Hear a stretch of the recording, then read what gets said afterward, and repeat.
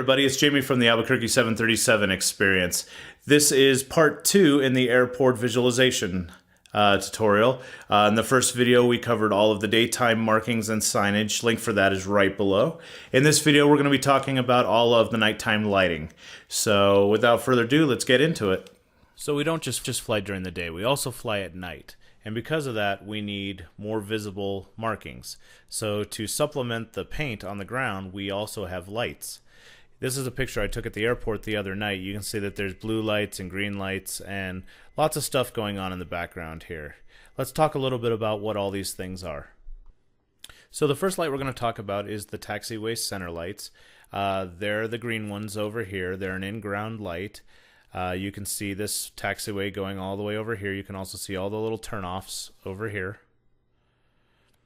This is also another taxiway over here. Just to give you a kind of a look at what the lights look like up close, this right here is what one of the flush lights look like. So if this would be at nighttime, this would be illuminated with green.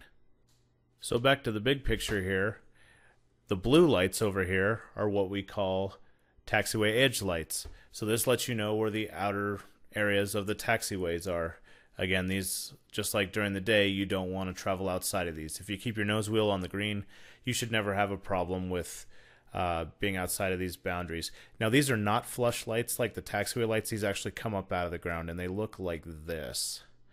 This is a edge taxi light right there. All right, so let's take a quick peek at runway lights now. Now, as you're taxiing up here and you're following your green lights, you're going to come up to the hold short line. That's going to have a line full of the in-ground red lights, and that'll let you know where to stop before you have permission to get onto the runway. Over here you have your runway center line.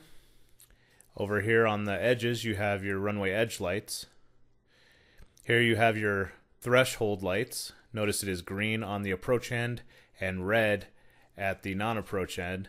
That lets you know that that's the end of the runway, so you want to look out for that.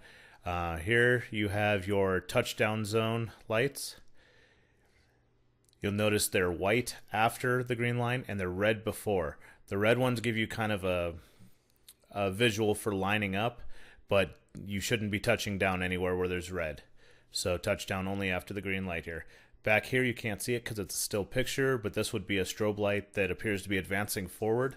Pilots tend to call it the rabbit, and it's just a highly visual way of seeing the runway from a distance and helping you line up and kind of giving you a reference as to what direction the runway is traveling. So the last picture was obviously from Flight Simulator. Just was able to get a better view on it so I could discuss it. Here's one of an actual runway.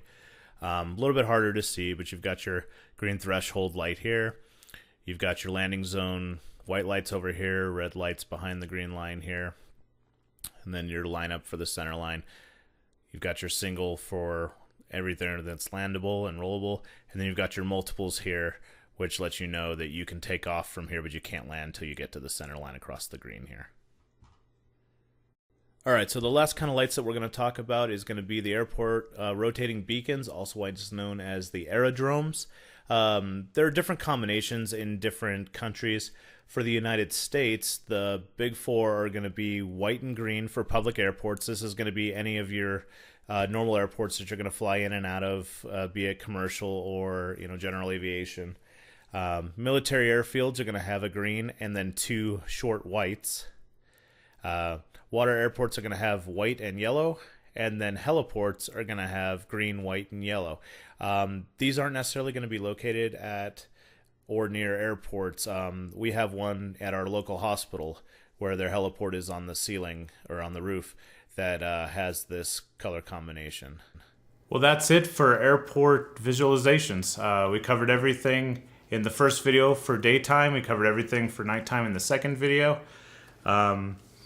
That's about it. Just to give you guys a quick update on what's going on with the sim and why you haven't seen any build videos in a while is because, well, I haven't gotten any parts in a while.